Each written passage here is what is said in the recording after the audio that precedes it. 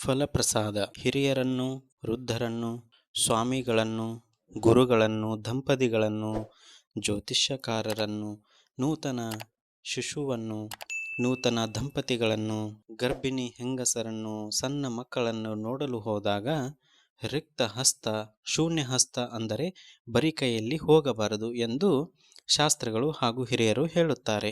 ದೇವಾಲಯಕ್ಕೆ ಹೋದಾಗ ದೇವರನ್ನು ನೋಡಲು ಬರಿ ಕೈಯಲ್ಲಿ ಹೋದರೆ ನಮ್ಮ ಕಾರ್ಯಗಳು ಬರಿದಾಗುತ್ತದೆ, ಅಂದರೆ ಕೆಲಸಗಳು ಆಗುವುದಿಲ್ಲ.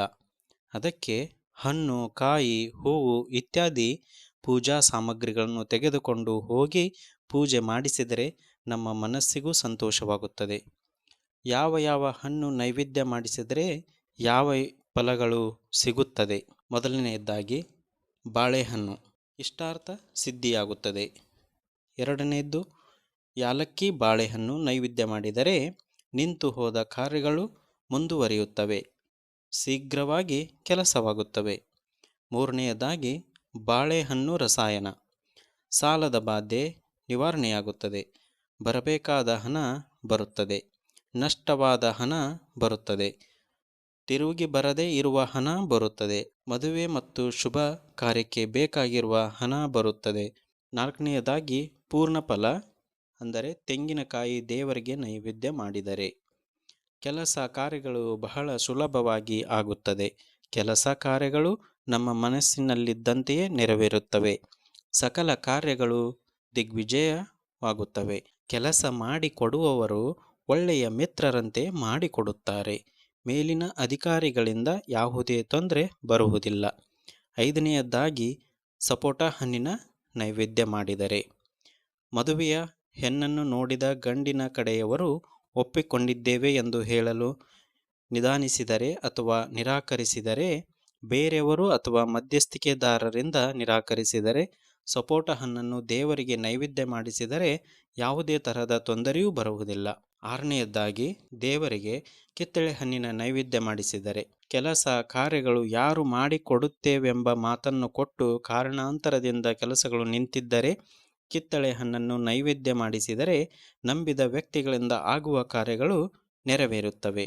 ಏಳನೆಯದಾಗಿ ದೇವರಿಗೆ ಮಾವಿನ ಹಣ್ಣನ್ನು ನೈವೇದ್ಯ ಮಾಡಿಸಿದರೆ ಸರ್ಕಾರದಿಂದ ಬರಬೇಕಾದ ಹಣವು ಯಾವುದೇ ತಕರಾರು ಮತ್ತು ಗಲಾಟೆ ಇಲ್ಲದೆ ಬರುತ್ತವೆ. ಗೃಹ ನಿರ್ಮಾಣದ ಸಾಲಕ್ಕೆ ಬರಬೇಕಾದ ಹಣ ಬೇಗ ಮಂಜೂರಾಗುತ್ತದೆ.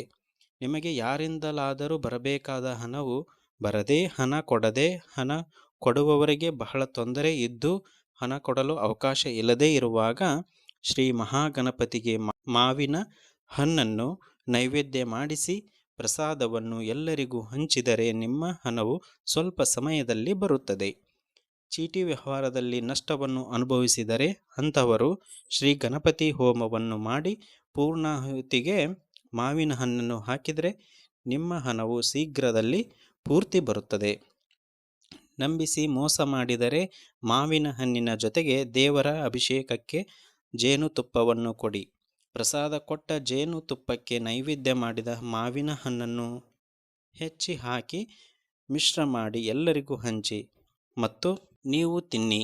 ಇದರಿಂದ ನಿಮಗೆ ಮೋಸ ಮಾಡಿದ ಜನರು ಕ್ಷಮಾಪಣೆ ಕೇಳಿ ನಿಮ್ಮ ಹಣವನ್ನು ಮರ್ಯಾದೆಯಾಗಿ ತಂದೊಪ್ಪಿಸುತ್ತಾರೆ. ಋತುಮತಿಯಾಗದ ಹೆಣ್ಣು ಮಕ್ಕಳಿಗೆ ಮಾವಿನ ಹಣ್ಣು ಮತ್ತು ಅಂಜೂರದ ಹಣ್ಣನ್ನು ದೇವರಿಗೆ ನೈವೇದ್ಯ ಮಾಡಿಸಿ ಪ್ರಸಾದ ಕೊಟ್ಟರೆ ಅವರು ದೇವರ ಅನುಗ್ರಹದಿಂದ ಋತುಮತಿಯಾಗಿರುತ್ತಾರೆ ಮತ್ತು ಯಾವುದೇ ತೊಂದರೆಯಾಗುವುದಿಲ್ಲ. ಎಂಟನೆಯದಾಗಿ ದೇವರಿಗೆ ಅಂಜೂರದ ಹಣ್ಣನ್ನು ನೈವೇದ್ಯ ಮಾಡಿಸಿದರೆ ಏನು ಫಲ? ದೇವರಿಗೆ ಅಂಜೂರದ ಹಣ್ಣನ್ನು ನೈವೇದ್ಯ ಮಾಡಿಸಿ ಪ್ರಸಾದ ಕೊಟ್ಟರೆ ಅಂಥವರಿಗೆ ಆರೋಗ್ಯ ಬಾಧೆ ಸಿಗುತ್ತದೆ. ಲೋ ಬಿಪಿ ಇರುವವರು ಗಣಪತಿಗೆ ಅಂಜೂರದ ಹಣ್ಣನ್ನು ನೈವೇದ್ಯ ಮಾಡಿಸಿ ಪ್ರಸಾದ ತಿಂದರೆ ಲೋ ಬಿಪಿ ನಾರ್ಮಲ್ ಆಗುತ್ತದೆ. ಲೋ ಬಿಪಿ ಆಗಿ ಕಾಲುಗಳಲ್ಲಿ ನೋವು ಬರುತ್ತಿದ್ದರೆ ಅಂಜೂರದ ಹಣ್ಣನ್ನು ದೇವಿ ದೇವಾಲಯದಲ್ಲಿ ಪೂಜೆ ಮಾಡಿಸಿ ಸುಮಂಗಲೆಯರಿಗೆ ತಾಂಬೂಲದಲ್ಲಿಟ್ಟು ರೋಗ ನಿವಾರಕ ಸಂಕಲ್ಪವನ್ನು ಹೇಳಿ ದಾನ ಮಾಡಿದರೆ ಲೋ ಬಿಪಿ ನಾರ್ಮಲ್ ಆಗುತ್ತದೆ ಹಾಗೂ ಕಾಲು ನೋವುಗಳು ಹೊರಟು ಹೋಗುತ್ತದೆ. ಯಾರ ಹೆಸರಿನಲ್ಲಿ ಪೂಜೆ ಸಂಕಲ್ಪಗಳು ನಡೆಯುತ್ತವೆಯೋ ಅವರು ಪ್ರಸಾದ ತಿನ್ನಬಾರದು. ಲೋ ಬಿಪಿ ತುಂಬ ಸುಸ್ತಾಗಿರುವವರು ಅಂಜೂರದ ಹಣ್ಣನ್ನು ಶ್ರೀ ಗಣಪತಿಗೆ ನೈವೇದ್ಯ ಮಾಡಿಸಿ 21 ದಿವಸ ಸೇವೆ ಮಾಡಿಸಿ ತೀರ್ಥ ಹಾಗೂ ಫಲಪ್ರಸಾದ ಸೇವಿಸಿದರೆ ಆರೋಗ್ಯವು ಮುಂದೆ ಎಂದೂ ಕೆಡುವುದಿಲ್ಲ, ತುಂಬ ಚೆನ್ನಾಗಿ ಆಗುತ್ತಾರೆ. 9ನೆಯದಾಗಿ ದೇವರಿಗೆ ನೇರಳೆ ಹಣ್ಣು ನೈವೇದ್ಯ ಮಾಡಿದರೆ, ಯಾರಿಗೆ ತುಂಬ ಸುಸ್ತು ನಿಶಕ್ತಿ ಇರುತ್ತದೆಯೋ ಅವರು ನೇರಳೆ ಹಣ್ಣನ್ನು ದೇವರಿಗೆ ನೈವೇದ್ಯ ಮಾಡಿ ಪ್ರಸಾದ ತಿಂದರೆ ಕಾಯಿಲೆಯಿಂದ ದೂರ ಇದ್ದು ಆರೋಗ್ಯವಂತರಾಗುತ್ತಾರೆ. ನೇರಳೆ ಹಣ್ಣು ಸ್ವಾಮಿ ಶ್ರೀ ಶನೇಶ್ವರನಿಗೆ ನೈವೇದ್ಯ ಮಾಡಿಸಿ ಪ್ರಸಾದ ತಿಂದರೆ ಬೆನ್ನು ನೋವು, ಸೊಂಟದ ನೋವು ಮತ್ತು ಮೊಣಕಾಲಿನ ಚಿಪ್ಪಿನ ನೋವು ವಾಸಿಯಾಗುತ್ತದೆ. ಪೂಜೆ ಮಾಡಿದ ನೇರಳೆ ಹಣ್ಣನ್ನು ಬ್ರಾಹ್ಮಣರಿಗೆ ದಾನ ಮಾಡಿದರೆ ಎಂದೂ ರೋಗ ಬಾಧೆಗಳು ದೇಹಕ್ಕೆ ಬರುವುದಿಲ್ಲ. ನೇರಳೆ ಹಣ್ಣನ್ನು ಸ್ವಾಮಿ ಶನೇಶ್ವರನಿಗೆ ಪ್ರಿಯವಾದ ಕಪ್ಪು ಎಳ್ಳಿನ ಜೊತೆ ದಾನ ಮಾಡಿದರೆ ಸ್ವಾಮಿಯ ಕಾಟವು ಬರುವುದಿಲ್ಲ. ನೇರಳೆ ಹಣ್ಣನ್ನು ದೇವರ ಹೆಸರಲ್ಲಿ ಪೂಜಿಸಿ ಭಿಕ್ಷುಕರಿಗೆ ದಾನ ಮಾಡಿದರೆ ದಾರಿದ್ರ್ಯವು ಬರುವುದಿಲ್ಲ.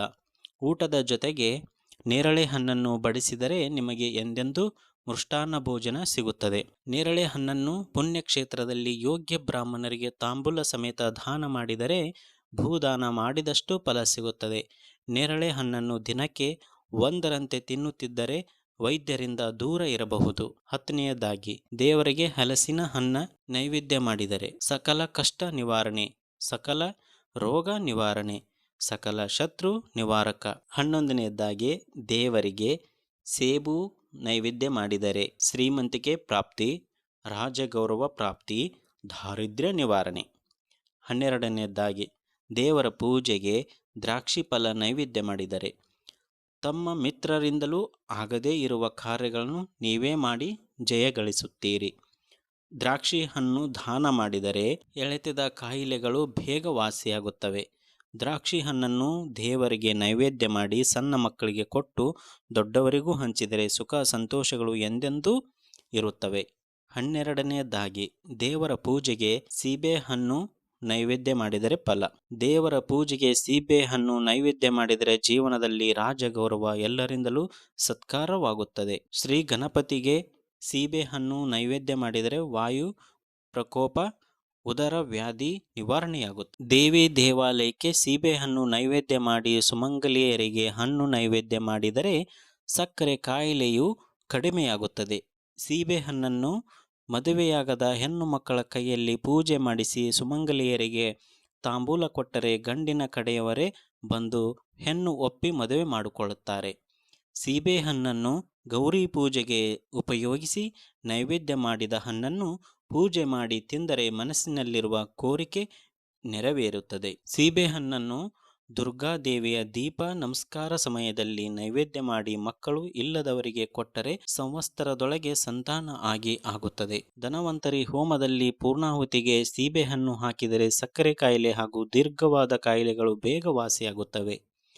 ಮಕ್ಕಳಿಗೆ ಸೀಬೆ ಹಣ್ಣನ್ನು ತಿನ್ನಲು ಕೊಟ್ಟರೆ ಹಿರಿಯರಿಗೆ ಮನೋವ್ಯಾಧಿ ಕಡಿಮೆಯಾಗುತ್ತದೆ. ಶ್ರೀ ಲಕ್ಷ್ಮೀನಾರಾಯಣ ದೇವರಿಗೆ ಸೀಬೆ ಹಣ್ಣು ನೈವೇದ್ಯ ಮಾಡಿಸಿ ಬಂದ ದಂಪತಿಗಳಿಗೆ ತಿನ್ನಲು ಕೊಟ್ಟರೆ ದಾಂಪತ್ಯ ಕಲಹ ನಿವಾರಣೆಯಾಗುತ್ತದೆ. ಸಂಕಷ್ಟಹರ ಗಣಪತಿಗೆ ಸೀಬೆ ಹಣ್ಣು ನೈವೇದ್ಯ ಮಾಡಿಸಿ ಬ್ರಾಹ್ಮಣರಿಗೆ ತಾಂಬೂಲ ಸಮೇತ ದಾನ ಮಾಡಿದರೆ ಆರೋಗ್ಯ, ಭಾಗ್ಯ ಹಾಗೂ ದೇಹದಲ್ಲಿ ಸುಸ್ತು ಹೋಗುತ್ತದೆ. ರುದ್ರಾಭಿಷೇಕದ ಸಮಯದಲ್ಲಿ ಸೀಬೆಹಣ್ಣಿನ ರಸ ಮತ್ತು ಕಿತ್ತಳೆ ಹಣ್ಣಿನ ರಸದಿಂದ ದೇವರಿಗೆ ಅಭಿಷೇಕ ಮಾಡಿ ಬೇರೆಯವರಿಗೆ ಹಣ್ಣನ್ನು ತಿನ್ನಲು ಕೊಟ್ಟರೆ ನಿಧಾನವಾಗಿ ನಡೆಯುತ್ತಿರುವ ಕಾರ್ಯಗಳು ನಿಮ್ಮ ಮನಸ್ಸಿಗೆ ಸಂತೋಷವಾಗುವ ರೀತಿಯಲ್ಲಿ ಕೆಲಸಗಳು ನಡೆಯುತ್ತವೆ. ತಾಂಬೂಲದ ಜೊತೆಯಲ್ಲಿ ಸೀಬೆಹಣ್ಣನ್ನು ಸಂಕಲ್ಪ ಸಮೇತ ಪೂಜೆ ಮಾಡಿ ದೇವಾಲಯದ ಗಣಪತಿ ವಿಗ್ರಹಕ್ಕೆ ಪಂಚಾಮೃತ ಅಭಿಷೇಕ ಮಾಡಿಸಿ ಪ್ರಾರ್ಥನೆ ಮಾಡಿ ದೇವರಿಗೆ ಬಲಗಡೆ ಇಟ್ಟು ಪ್ರಾರ್ಥಿಸಿದರೆ ವ್ಯಾಪಾರದಲ್ಲಿ ಅಧಿಕ ಲಾಭವನ್ನು ಪಡೆಯುತ್ತಾರೆ.